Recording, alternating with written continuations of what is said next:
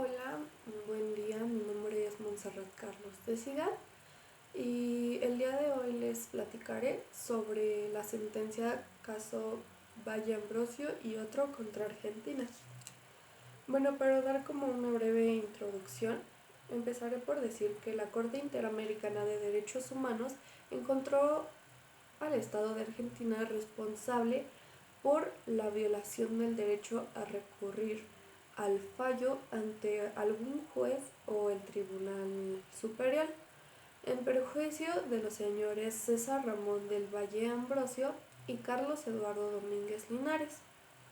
El día 23 de diciembre de 1997, la Cámara Novena del Crimen de Córdoba condenó a los señores del Valle Ambrosio y Domínguez Linares a 3 años y 6 meses de prisión a cada uno por la comisión de un delito de defraudación por administración fraudulenta calificada. Ambas víctimas, después de todo esto, interpusieron un recurso de casación, el cual fue rechazado posteriormente. La Corte advirtió que el aspecto central de las defensas de los señores César Ramón del Valle Ambrosio y Carlos Eduardo Domínguez Linares estuvo conformado por una serie de argumentos dirigidos a cuestionar la valoración de la Cámara Novena del Crimen de Córdoba que este mismo había realizado de los hechos del caso. Y como estos se adecuaban o no a la modalidad dolosa de la comisión por delito de defraudación por administración fraudulenta calificada. No obstante, la propia regulación del recurso de casación y la doctrina judicial que le precedía impidió a la Sala Penal del Tribunal Superior de Justicia de la provincia de Córdoba apartarse de las conclusiones fácticas adoptadas por el tribunal y le llevó a declarar ambos recursos de casación inadmisibles sin entrar en el fondo de las cuestiones planteadas. A la vista de lo anterior, la Corte concluyó que el Estado de Argentina es responsable por la violación del artículo 8.2 de la Convención, que este artículo principalmente dice que el derecho a recurrir al fallo ante algún juez o el Tribunal Superior. En relación con los artículos 1.1, que es la obligación de respetar los derechos, y el artículo 2, que es el deber de adoptar disposiciones de derecho interno del mismo instrumento. En razón de estas violaciones, la Corte ordenó diversas medidas de reparación. Cabe aclarar que fueron declarados inadmisibles sin que se hiciera algún análisis de fondo de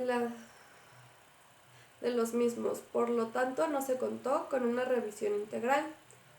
Y esta Corte concluyó que como consecuencia del carácter limitado del recurso de casación y aún más limitado del recurso extraordinario de queja, los presuntos víctimas no contaron con recursos judiciales sencillos y afectivos. Bueno, terminando esta breve introducción, voy a hablar sobre el trámite ante la comisión, lo cual fue la siguiente. Primero se llevó a cabo la petición el 10 de julio y el 4 de octubre del 2000, cuando Julio César Ramón del Valle Ambrosio y Carlos Eduardo Domínguez presentaron sus peticiones ante la comisión. Posterior a esto, se hizo un informe de admisibilidad.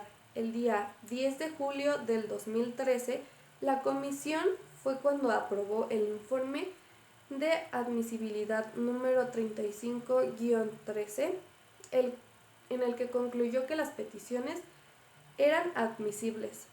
Después de esto se llevó a cabo el informe de fondo.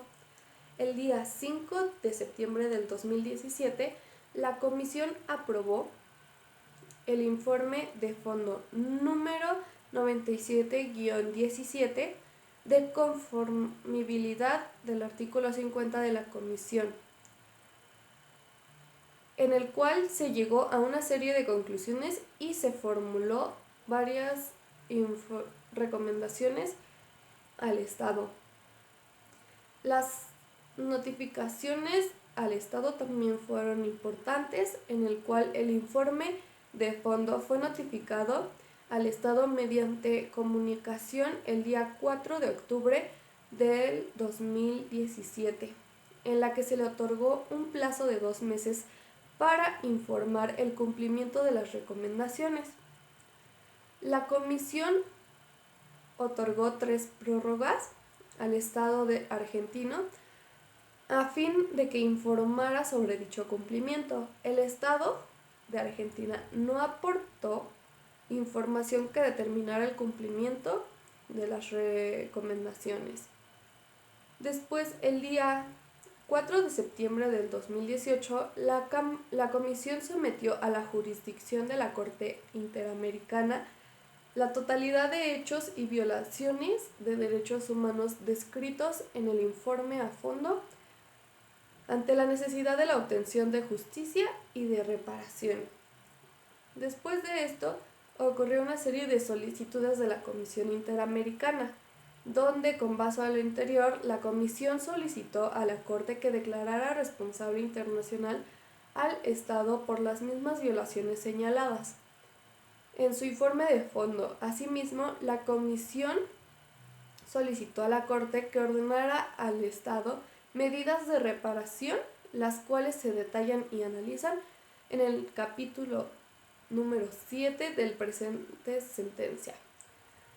En este tribunal nota con preocupación que ante la presentación de la petición inicial ante la Comisión y sometimiento del caso ante la Corte han transcurrido más de 18 años.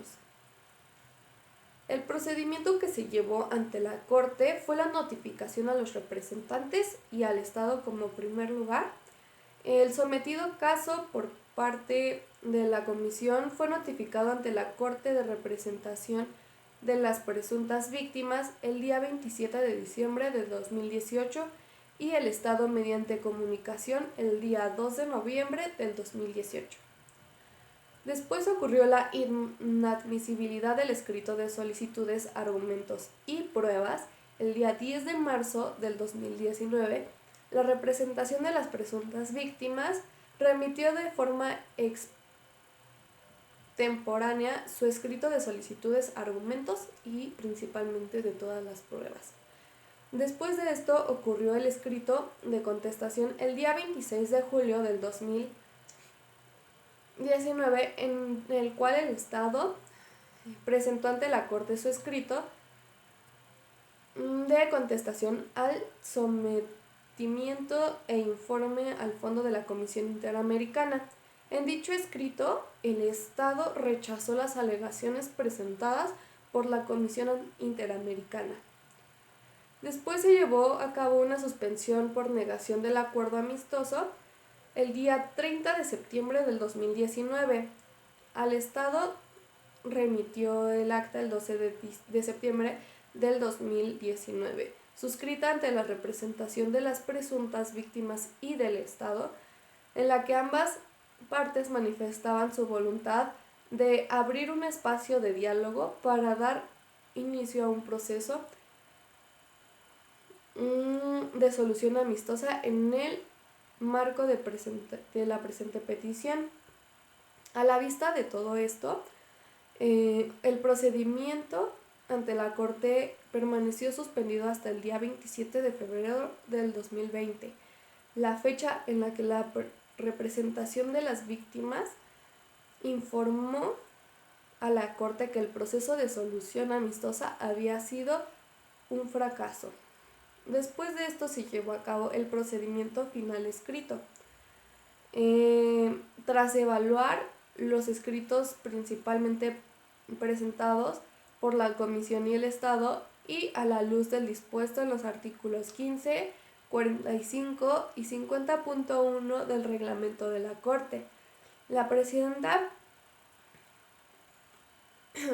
en consulta del Pleno de la Corte, decidió que por razones de economía procesal no era necesario convocar a una audiencia pública en el presente caso y otorgó un plazo hasta el día 9 de abril del 2020 para que las partes y la comisión remitieran sus alegatos finales escritos y las observaciones finales escritas respectivamente en relación con el fondo eventual y las reparaciones y costas. Después de esto se llevó a cabo los alegatos observaciones finales escritos. El día 22 de mayo del 2020, la representación de las presuntas víctimas remitió sus alegatos finales escritos, mientras que el 28 de mayo del 2020, la comisión remitió sus observaciones finales escritas y el día 12 de junio del 2020 el Estado remitió sus alegatos finales escritos. La deliberación del presente caso, en el cual la Corte deliberó la presente sentencia a través de una sesión virtual durante el día 20 de julio del 2020. Después de haber dicho todos los hechos, vamos a adentrarnos más en el caso. Y pues como ya les había dicho, esta sentencia es del 20 de julio del 2020. Fue emitido por la Corte Interamericana el día 20 de julio del 2020. La Corte Interamericana de Derechos Humanos dictó una sentencia donde se declaró la responsabilidad internacional de Argentina por la violación del derecho a recurrir al fallo ante un juez o tribunal superior, así como el incumplimiento del deber de adoptar disposiciones de derecho interno debido a la regulación del recurso de casación en la que la provincia de Córdoba en la época en que ocurrieron estos hechos. La Corte concluyó que Argentina es responsable por la violación del artículo 8.2 de la Convención Americana sobre Derechos Humanos. Este artículo habla principalmente de que nadie debe de ser sometido a torturas, ni penas o tratos crueles, inhumanos o degradantes. Toda persona privada de libertad será tratada con el respeto debido a la dignidad inherente al ser humano. En relación con los artículos 1.1 y 2 del mismo, en perjuicio de los señores Julio César Ramón del Valle Ambrosio y Carlos Eduardo Domínguez Linares. Los hechos resumidos en el proceso penal seguido contra los señores Valle Ambrosio y Domínguez Linares fueron imputados por el delito de defraudación por administración fraudulenta calificada como partícipes necesarios. El día 23 de diciembre de 1947, la Cámara Novena del Crimen de Córdoba declaró en primera instancia a ambos señores cómplices necesarios del delito, imponiéndoles la pena de 3 años y 6 meses de prisión a cada uno con accesorios de ley y costas. La defensa del señor Domínguez Linares interpuso un recurso de casación en contra de la sentencia, alegando la dolencia de un vicio in iudicando. ¿Qué es esto? Es un error de fondo cometido por el juez al aplicar un derecho sustantivo a la cuestión litigiosa planteada, por cuanto se aplicó erróneamente del Código Penal, así como un vicio improcedendo. ¿Y qué es esto? Es inobservancia de normas procesales al resolver la cuestión litigiosa, por la falta de congruencia ante la acusación y la sentencia. El día 17 de diciembre de 1998, la Sala Penal del Tribunal Superior de Justicia de la provincia de Córdoba declaró el recurso de casación inadmisible. Después de esto, el día 5 de febrero de 1999, la defensa del señor Domínguez Linares interpuso un recurso extraordinario en la Sala Penal del Tribunal de Justicia de Córdoba, donde se le declaró inadmisible. El día 21 de marzo del 2000, la Corte Suprema de Justicia de la Nación declaró inadmisible el recurso de queja interpuesto por dicha defensa. El día 19 de febrero de 1998, la defensa del señor del Valle Ambrosio interpuso un recurso de casación en contra de la referida sentencia condenatorio, alegando en primer lugar que se había aplicado erróneamente la ley sustantiva debido a la inobservancia de las normas establecidas por el Código bajo pena de inadmisibilidad, de caducidad o de nulidad del tribunal había valorado equivocadamente los elementos probatorios colectados como prueba. La vista de que las pruebas fueron valoradas erróneamente, se encontraban reunidos los elementos constitutivos de tipo penal. La defensa también cuestionó la aplicación de la pena por excesiva y por falta de motivación.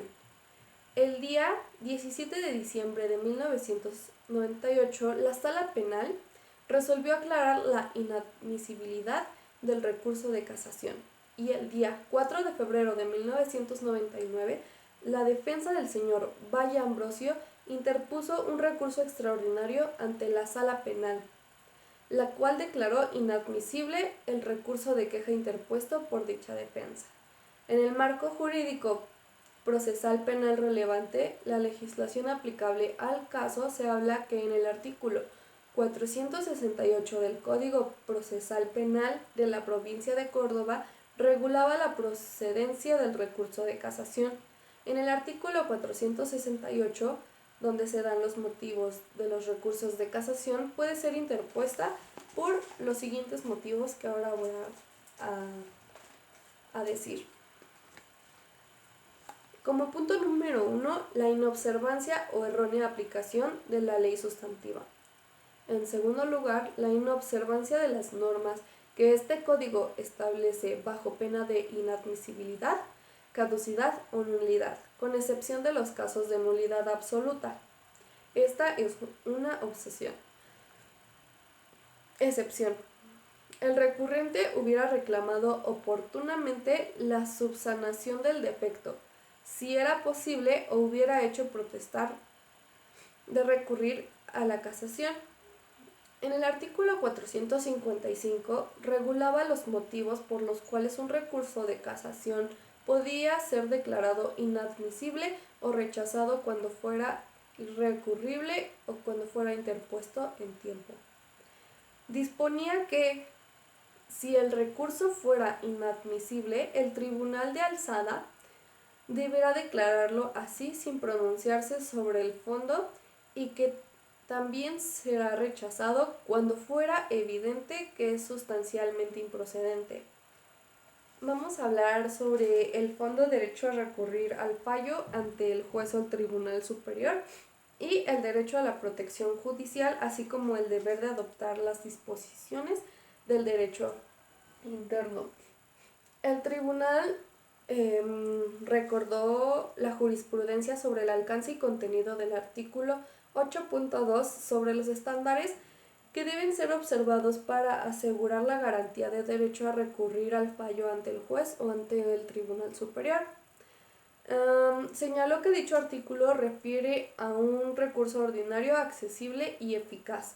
No debe recurrir a mayores complejidades que tienen ilusorio este derecho.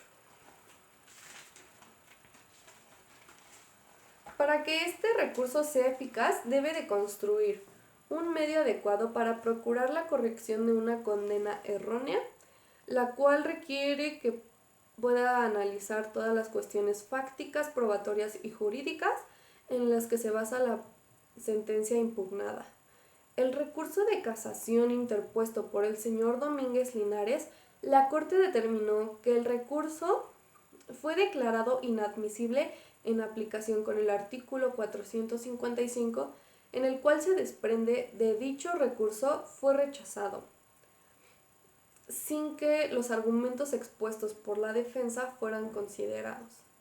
Advirtió que la inadmisibilidad del recurso se basó en la imposibilidad de parte de la sala penal de realizar una revisión de los hechos determinados por el tribunal sobre los cuales se efectuó la calificación legal que la defensa del señor Domínguez Linares fue considerada incorrecta.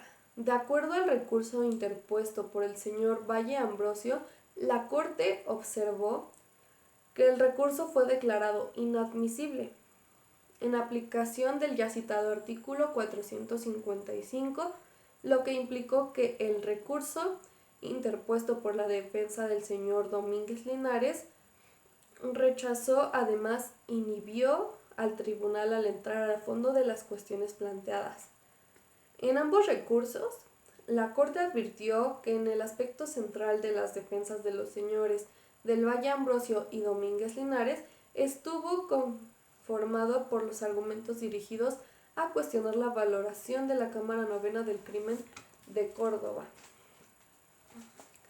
Y esta ya había realizado de los hechos del caso y como estos se adecuaban o no a la modalidad dolosa de la comisión del delito de defraudación por administración fraudulenta calificada, la propia regulación del recurso de casación y la doctrina judicial que le precedía impidió al tribunal apartarse de las conclusiones fácticas adoptadas por el tribunal y le llevó a declarar ambos recursos de casación inadmisibles sin entrar en el fondo de las cuestiones planteadas. La Corte resaltó que el artículo 468, encargado de regular los motivos para poder interponer el recurso de casación, no permita la revisión de cuestiones fácticas y o probatorias por el Tribunal Superior. La Corte concluyó que el Estado es responsable por la violación del artículo 8.2 de la Convención en relación con los artículos 1.1 y 2 del mismo. Consideró no necesario pronunciarse sobre la alegada violación del artículo 25.1 de la Convención. Las reparticiones que hubo en este caso fue principalmente que la Corte estableció que su sentencia constituye por sí misma una forma de reparación y ordenó al Estado de los plazos fijados en la sentencia. Lo que estableció fueron los siguientes puntos. Como punto número 1, realizar las publicaciones de la sentencia y su resumen oficial. Como punto número 2, fue adecuar el ordenamiento jurídico interno a los parámetros establecidos en la sentencia sobre el derecho de recurrir al fallo ante el juez o ante el Tribunal Superior. Como punto número 3, fue pagar las cantidades fijadas en la sentencia por concepto de daño inmaterial. Asimismo, la Corte supervisará el cumplimiento íntegro de esta sentencia en ejercicio de las atribuciones y en cumplimiento de sus deberes conforme a la Convención Americana sobre Derechos Humanos y dará por concluido el presente caso una vez que el Estado haya dado cabal cumplimiento a lo dispuesto en la misma.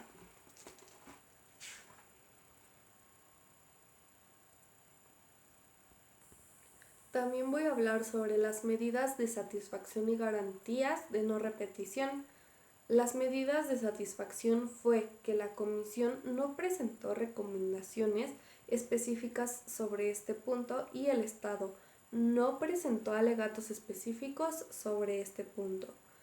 Aquí la Corte estima, como lo ha dispuesto en otros casos, que el Estado debe publicar en el plazo de 6 meses, contado a partir de la notificación de la presente sentencia, el resumen oficial de la presente sentencia elaborado por la Corte, solo una vez, en el diario oficial en un tamaño de letra legible y adecuado, y el resumen oficial del presente sentencia elaborado por la Corte.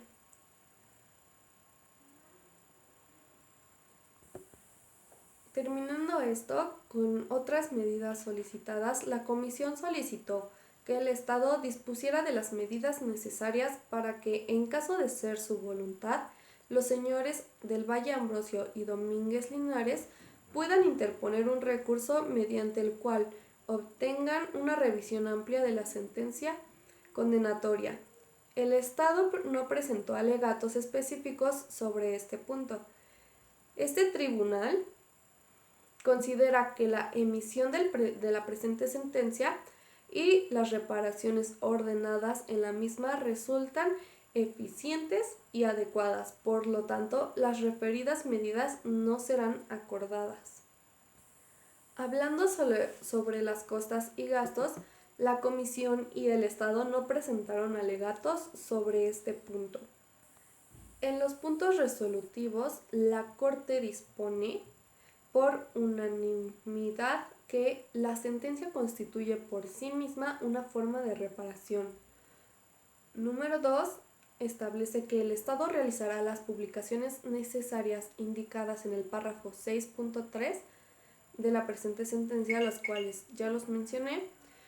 El Estado adecuará dentro de un plazo razonable su ordenamiento jurídico interno a los parámetros establecidos a la sentencia sobre el derecho de recurrir al fallo ante el juez o un tribunal superior en los términos en lo dispuesto de los párrafos 67 y 70.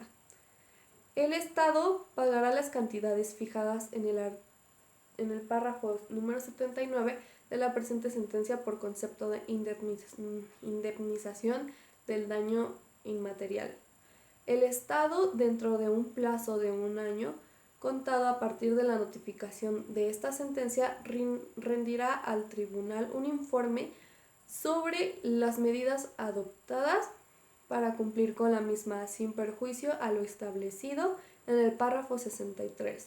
La Corte supervisará íntegro de esta sentencia en ejercicio de sus atribuciones y en cumplimiento de los deberes conforme a la Convención Americana sobre los Derechos Humanos y dará concluido el presente caso una vez que el Estado haya dado cabal cumplimiento a lo dispuesto en la misma.